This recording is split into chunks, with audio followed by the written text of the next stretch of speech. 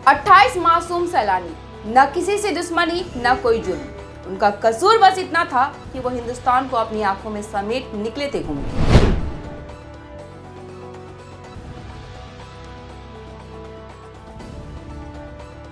जिस देश ने हर मजहब को अपनाया, आज उसी की मिट्टी में 28 निर्दोष की हुई हत्या।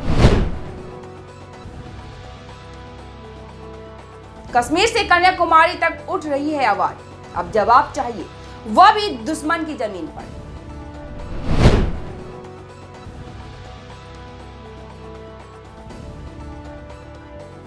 मोदी सरकार के फैसलों पर टिकी है देश की निगाहें। अब देश कर रहा है उम्मीद, अगला कदम सीधा दुश्मन के दिल तक पहुंचे।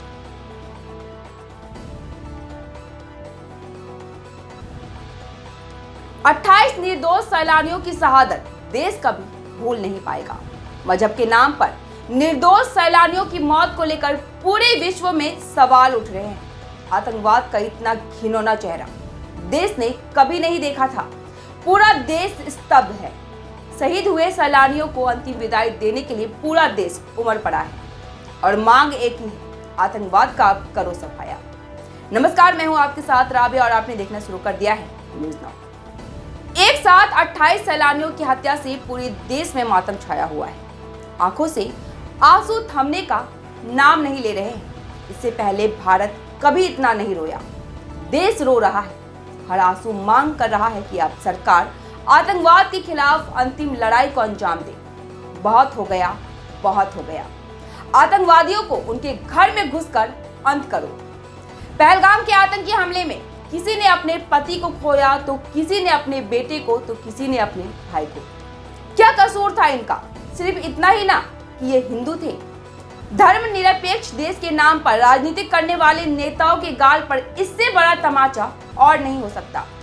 धर्म के नाम पर रोटी सेकने वाले नेताओं को अब समझ जाने की जरूरत है, क्योंकि देश में आतंकवाद के खिलाफ ज्वालामुखी भड़क उठी है। कश्मीर से लेकर कन्याकुमारी तक शहीदों की चिता पर मेला लगा हुआ है। देश नम आंखों से आतंकियों के हाथों शहीद हुए देश के इन युवाओं से वादा कर रहे हैं कि इनका बलिदान बेकार नहीं जाएगा। अब आतंकियों की बची खुची जमीन को भी मिट्टी में मिलाने का समय आ गया है।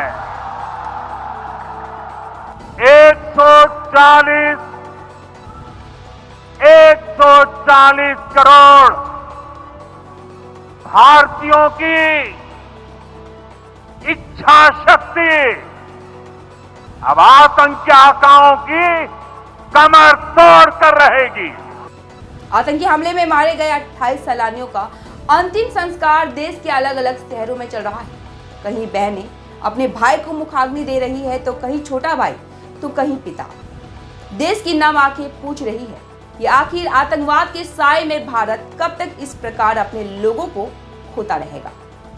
देश को प्रधानमंत्री नरेंद्र मोदी से बहुत उम्मीदें हैं। बीते कल CCS की बैठक में मोदी सरकार ने पाकिस्तान के खिलाफ कई कड़े फैसले लेते हुए डिप्लोमेटिक सर्जिकल स्ट्राइक भले ही कर दिया हो, लेकिन देश की जनता चाहती है कि हमारी सेना पाकिस्तान में घुसकर आतंकवादियों का पूरी तरह से सफाया कर दे। इस कातिलाना हमले के बाद भारतीय सेना के जवान कश्मीर घाटी में आतंकवाद के खिलाफ ऑपरेशन शुरू कर चुके हैं। कई आतंकियों को ढेर किया जा चुका है, लेकिन देश की जनता की मिजाज से एक बात तो साफ हो जाती है कि देश की जनता अब आर पार की लड़ाई की मूड में है, न कि लीपापोती की राजनीति में। देश की जनता को लगता है कि यही वक्त सही है जब पाकिस्तान को सबक सिखाया जा सके।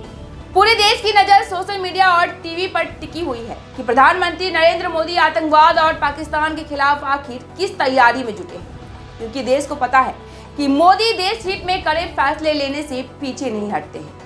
मोदी को इससे पहले इतना विचलित नहीं देखा गया। उनका गंभीर चेहरा इस बात को दर्शाता है कि देश हित में फिर एक बार मोदी सरकार बड़ा फैसला ले सकती है। आपात बैठकों का दौर चल रहा है।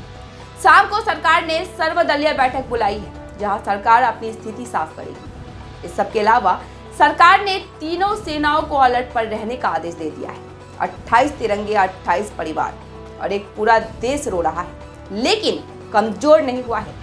ये आंसू डर के नहीं है, ये ज्वालामुखी की तरह है जो अब फटने वाला है। हर चिता की आग अब एक मिशन बन गई है। आतंकवाद का संपूर्ण सफाया। फिलहाल के लिए इतना ही, अब दीजिए मुझे इजाजत। मिलते हैं फिर से ऐसे ही खबरों के साथ। धन्यवाद।